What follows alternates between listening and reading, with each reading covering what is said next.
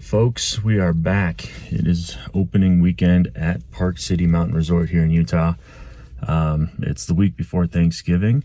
It's pretty warm here still, so 40-50 degrees all around. We got some light snow coming down, about 20-mile-an-hour winds today, so that should be interesting. Nice cloudy warm day.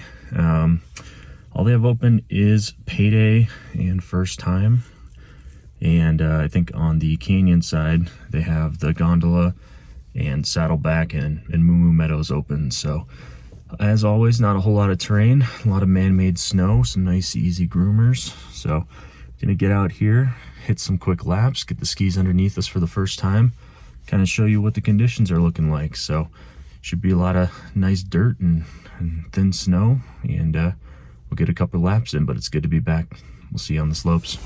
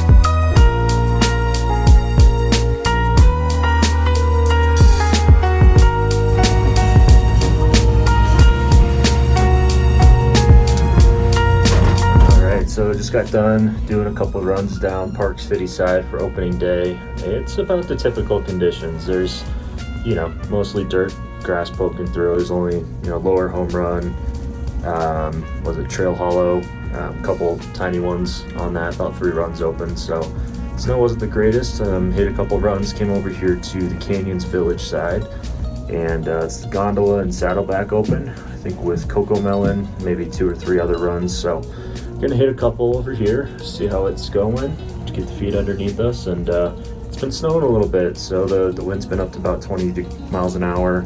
It's fairly warm, little tiny pellets, and hopefully that helps out a little bit as it keeps snowing over the rest of the week. So here we go, about to rip some coccomellon on saddleback.